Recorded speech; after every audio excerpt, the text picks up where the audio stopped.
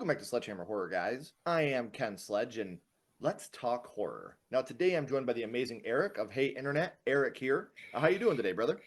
Hey, glad to be here, man. Thanks for having me. Oh, dude, it is such an honor to have you here. But before we talk about why you're here, I would like for the people that don't know you to get to know you a little bit. You got into horror due to your mom's love of it, hmm but you are a huge fan of movies in general. Horror is just kind of your go-to. And you've been doing YouTube for around 10 years, mainly reviewing movies, but also unboxing and collection showcases, and just recently gotten into interviewing. So, what gave you the desire and the push to start a YouTube channel? Honestly, it was through a couple of my buddies. I was a guest on one of their shows long time ago, and it was just something for me to do with him, my buddy, and my buddy Roger, who recently passed. He was actually the guy that gave me that kick in the ass. You know what I mean? He Yeah. saw what I was doing with my buddy. He's like, "You guys have great chemistry, but why don't you try this on your own?" And after giving it some thought, I said, what the hell, I'll do it. You tell me what to discuss. The first couple films he threw out at me, and it's just been something that I've really been enjoying doing because me as a YouTuber and the YouTubers I've come to know, we just, who are in like the movie community, we just like talking movies. And that's what I really like to do. I always call it water cooler talk. You Yeah. go see a football game or you watch a movie the next day when you're at work with your buddies, hey, did you see this? And that's just how it grew for me. Yeah, and man, you've been doing this a long time, and you're very good at what you do. But Thank you. you are also a huge fan of Stephen King and professional wrestling. And hmm I myself am a huge professional wrestling fan. We went to Royal Rumble the last couple years. It's quite the experience. And Stephen King is one of the kings, man. Like genuinely, one of the best in the game. And um, so like we talked about your love of culture and your love of YouTube, but hmm really you just love discussing movies with people. So you're not strictly a horror channel. You are just a movie loving fan. So that's something that's really special too. Yeah, I mean, horror it's an easy go-to for YouTubers, especially YouTubers starting out because there's so many of us out there. It's Mhm. that one niche or genre where you'll always find someone who loves what you love, no matter how loved or hated that one particular film is. And Right.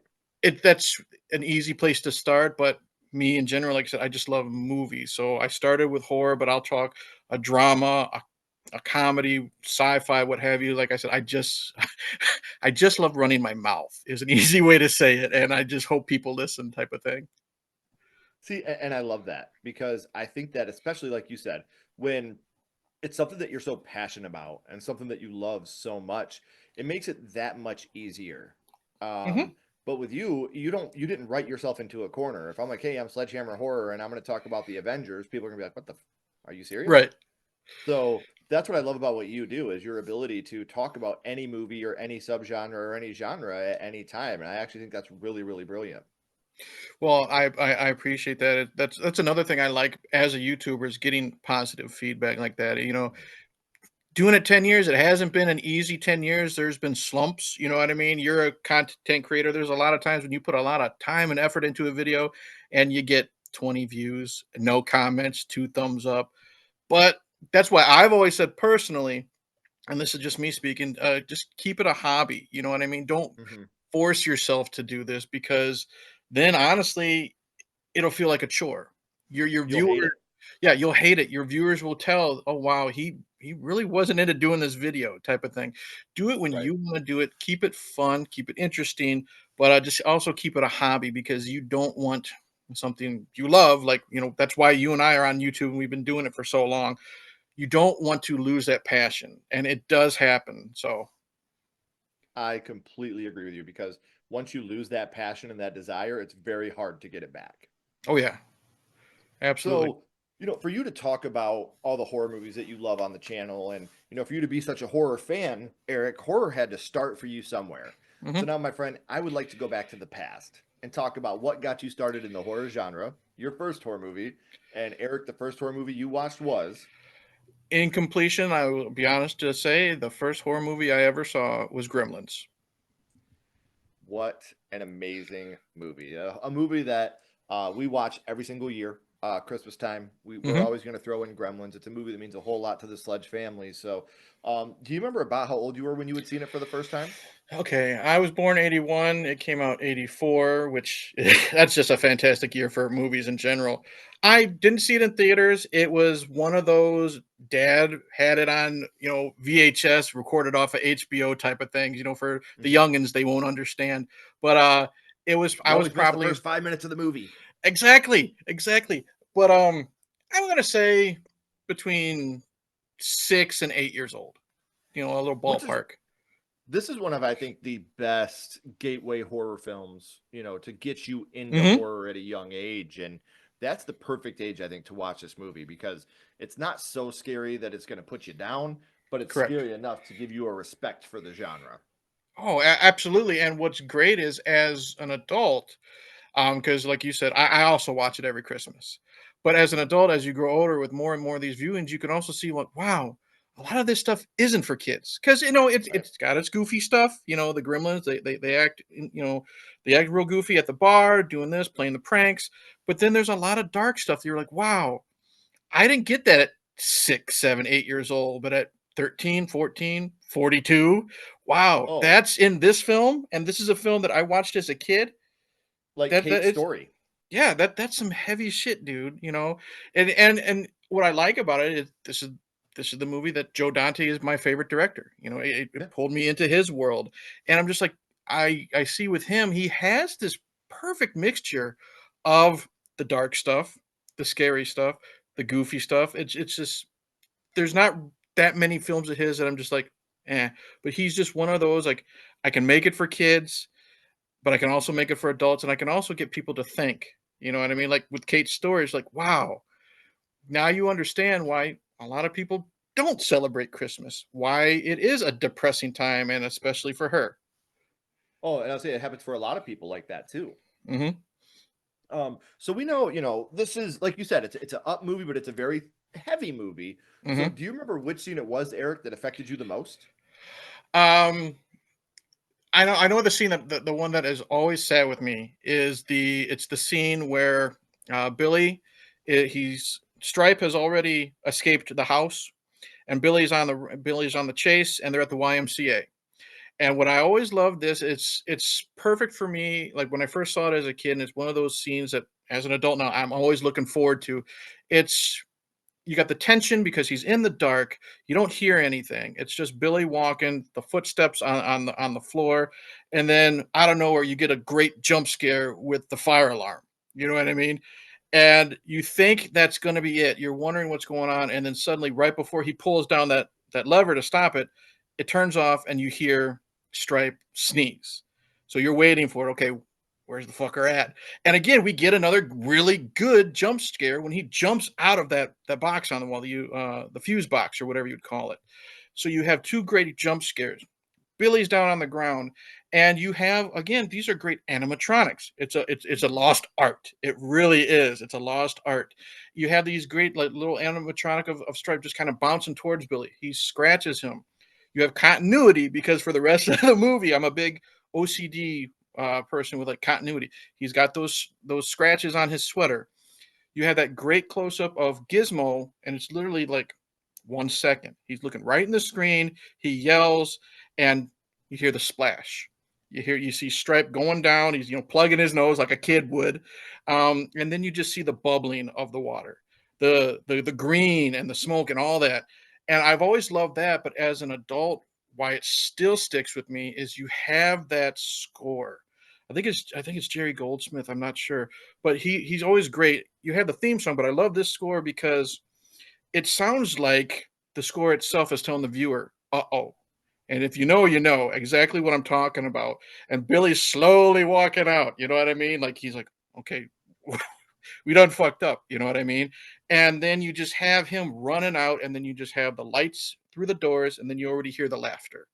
And that is just Dante pulled from this, threw it in the pot, and it turned out really, really good. And that's why I think it sticks with me, like after all these years. Still so scary. Yeah. That's one of the scariest parts when you're a kid is that part right there. Hmm. And like you said, it's a whole it's not just one moment of tension. Like that's a Hmm. whole scene filled with tension. A whole block there, and it really, really does its job of what it's supposed to do. And I've always, like I said, as a child, even I've been a huge fan of this movie for a very long time. And there's a lot of scenes we laugh at, and everything like that, like we talked about. But also, while we're not having effective scenes, everybody has a favorite scene from Gremlins. So, what Hmm. would you say your favorite scene from the film is? It honestly, everyone goes to the Gremlins getting drunk at the bar. I like it. It's fun with all the goofy shenanigans. But I I have a special place in my heart. Gizmo's the hero. You know what I mean? When he saves the day, it starts out goofy. He's driving a Barbie car, and as kids, we knew right away that that wouldn't work. We've tried with our sisters' Barbies. That wouldn't work. But we love that. I love that. I love how he literally saves Billy from getting shot by Stripe, and he does this hero entrance and he fails by hitting the wall, and he knows that he sees the light at the top, and he could possibly sacrifice himself as he has to, but he does, pulls the cord, flies up, hits himself, and then you have this epic death of Stripe, the practical effects, the melting, the different stages. It's fun and gross at the same time. And again, that was 1984. Because if you think about it, Raiders of the Lost Ark came out, or not Raiders, excuse me, Temple of Doom came out at the same time, and all that. This is the reason why we got PG-13. Again, it's a trend center to when it comes to film. If you think about it, people think of Gremlins as a goofy kids movie. There's more to it than that. If it wasn't for Gremlins and Temple of Doom and a couple other things, we wouldn't have PG-13. I think you could lump Poltergeist into that as well. Yeah. Oh, for Those sure. movies that really started to blend the difference between PG and R. Hmm. Um, so while we're talking about, Gremlins, rumor is we're getting a third Gremlins movie. So is that something that you're excited about, or is this something you wish they would have just left alone? Oh, I'm always someone who always says keep making the sequels, and I always it kind of ticks off people, but I always say remake everything. And I look at it this way, and again, this is just me. I say no movie is sacred enough where it can't be remade or given a sequel, and here's why. The original always exists. The original won't be tarnished, in my opinion, by a shitty remake or a sequel. And what could happen is it can open up the original to a new generation.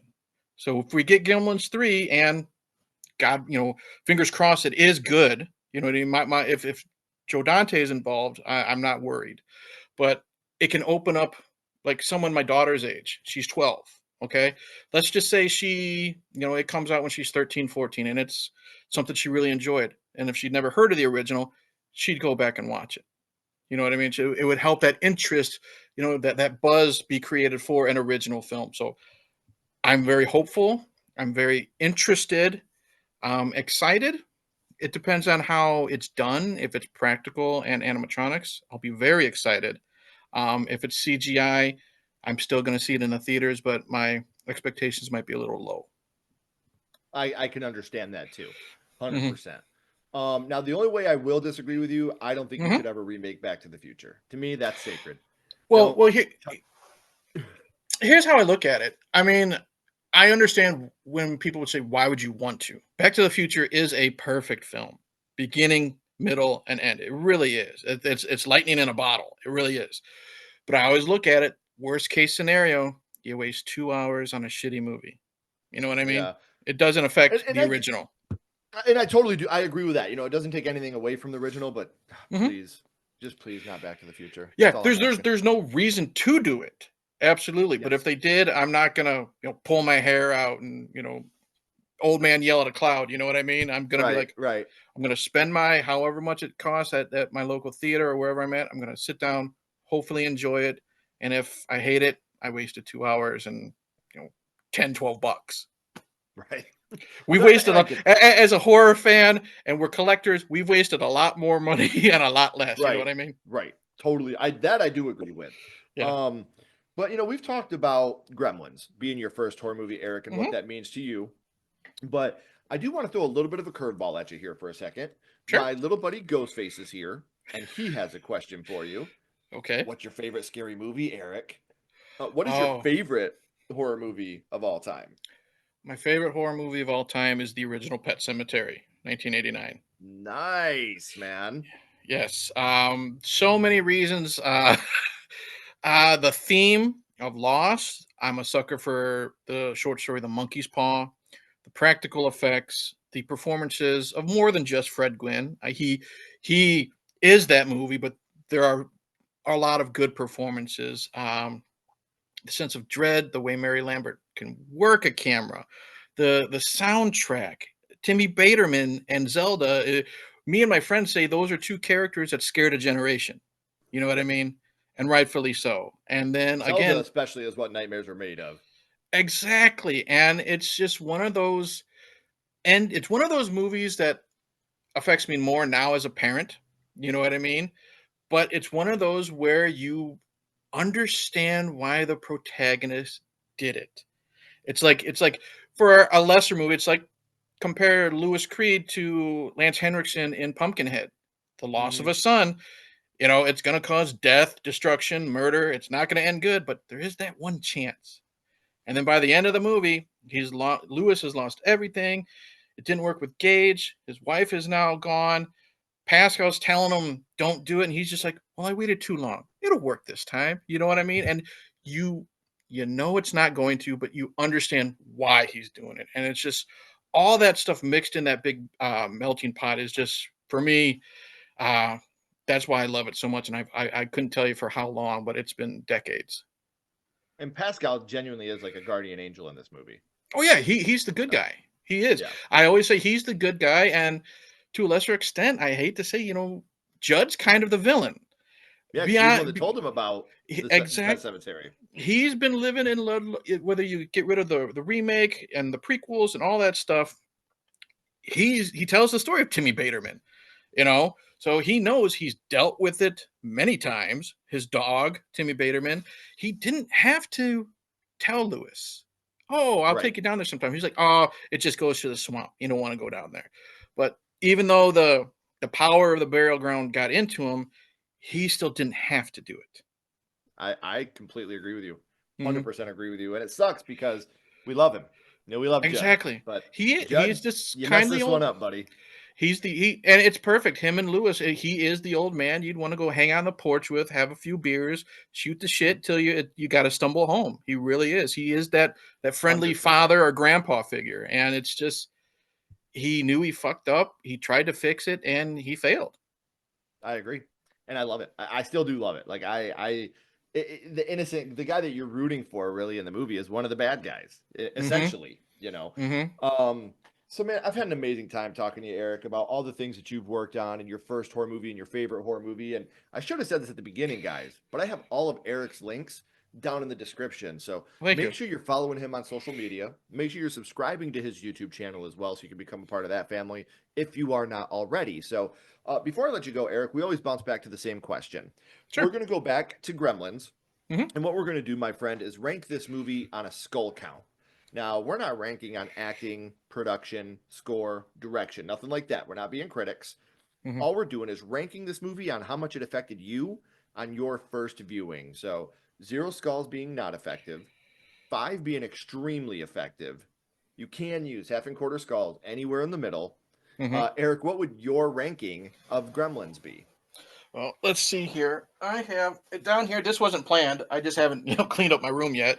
I'm giving it 5 out of 5. As I Mhm. said, it affected me. It helped me, grow that love of Joe Dante. The Burbs, Small Soldiers, Gremlins 2, everything and everything he's done.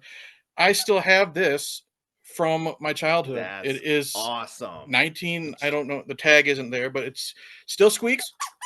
I was thinking As you could see that's genuine, man. Yeah, Like you can see that's how dirty and ratty it is, but I've had this as a kid. It's one of my favorite treasures, as a childhood, and it's all because of this goofy Christmas movie. It is a Christmas movie, damn it.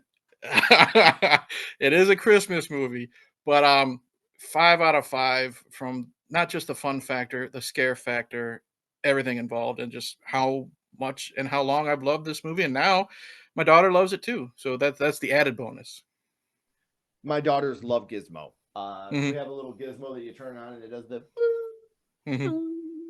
And they love that. So, Yeah, she watched. I made her watch it for Christmas one year, and the very next day she made me pop in the sequel, and she enjoys that even more because it's Looney Tunes. You know what I goofier. mean? Yeah. Yeah. And you know, it's funny because this movie is like my daughters, they love Gremlins, and it's fun to watch it with them. My son's a little older for it now, but it Hmm. is a movie that we watch every year on Christmas. So, man, Eric, I do want to thank you again for taking the time out to come and hang out with me. But as always, all good things must come to an end, guys. We are at the end of the third act. The credits are about to roll and the curtain's about to drop. But before that happens, I want to remind you one last time, subscribe to Eric and follow him on social media. Those links are down in the description as well. Eric, please don't go anywhere, my friend. I got a couple more questions for you. Sure. Um, Everyone else, if you haven't already, please like, comment, and subscribe. It does help build the channel more than you know. And follow Sledgehammer Horror on social media. Those links are in the description as well. But until next time, keep talking horror, stay what you are, and we'll see you guys soon. Bye, guys. Cheers.